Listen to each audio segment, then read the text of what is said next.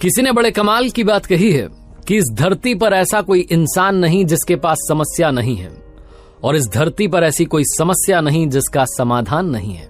आपके लिए एक छोटी सी कहानी एक भिक्षुक की, जो गांव में घर घर जाते थे, भिक्षा मांगते थे, शाम में जंगल से लकड़ियां बीन के लाते थे, भोजन पकाते थे। रोज का यही रूटीन था। गांव के बाहर एक झोपड़ी बना करके रहते थे। एक दिन शाम में जंगल में लकड़ियां बीनने के लिए गए हुए थे रोजाना की तरह, और तब उन्होंने कुछ ऐसा देखा जो जिंदगी में कभी नहीं देखा था। वो चौंक गए, चमत्कार सा उनको लगा। जंगल में एक लोमड़ी थी जिसके पैर नहीं थे लेकिन हष्ट पुष्ट थी।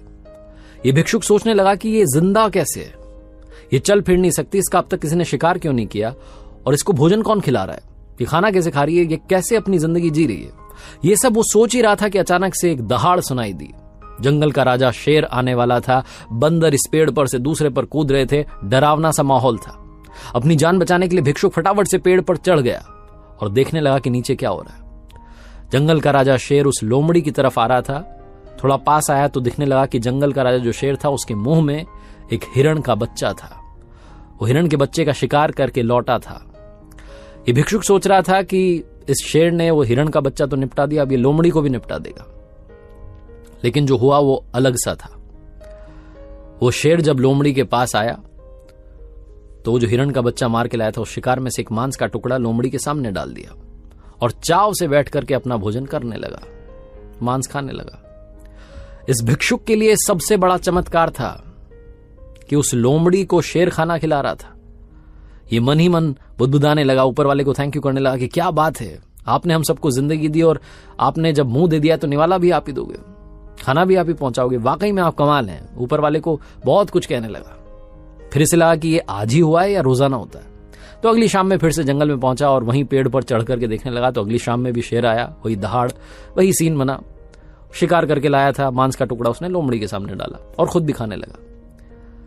इस भिक्षुक को यकीन हो गया कि ऊपर वाला इस दुनिया में है और वो सबका ख्याल रखता है। तो अगले दिन से इसने सोचा कि मुझे भी अब गांव में घर घर जाकर के भिक्षा मांगने की जरूरत नहीं है। झोपड़ी में रहेंगे, ऊपर वाले ने हमें मुंह दिया है तो निवाला भी देगा, भोजन भी देगा। तो वहीं इंतजार करने लगा कि कोई तो आएगा। 10 दिन हो गए, 12 दिन हो गए, जिद पर अड़ा था कि भगवान मेरी भी मदद करेगा। 15वें दिन ऐसी हालत हो गई, दुबला पतला हो गया, चल फिर भी नहीं सकता था, भिक्षा मांगने के लिए अब जा भी नहीं सकता था। झोपड़ी के बाहर बैठा हुआ था, तभी वहां से एक महात्मा जी निकले। आवाज देकर के उनको बुलाया और उनसे कहने लगा कि ऊपर वाला वाकई में निर्दयी है। महात्मा जी, आपको मालूम नहीं है, बाबा जी, जंगल में एक लोमड़ी है जिसके पैर नहीं है, उसे शेर भोजन कराता है, शिकार करके लाता है तो अपने उसमें से हिस्सा भी देता है। और एक मैं हूं जो ऊपर वाले को याद करता है, तपस्या करता है, मेरा कोई ख्याल ही नहीं रख रहे हैं। पिछले 15 दिन से यहां इंतजार कर रहा हूं कि मुझे भी कोई खिलाएगा, कोई आएगा, लेकिन कोई आया नहीं। बाबा जी ने जो कहा वो सुनिएगा। बाबा जी ने कहा कि मूर्ख हो तुम। अरे पगले इंसान, ऊपर वाला तुझे लोमड़ी नहीं बनाना चाहता है, वो तुझे शेर बनाना चाहता है और तू लोमड़ी बन के बैठा है। तू इंतजार में है कि कोई आकर के खिलाएगा। तू शेर की तरह ताकतवर बन और दूसरों की भी मदद कर।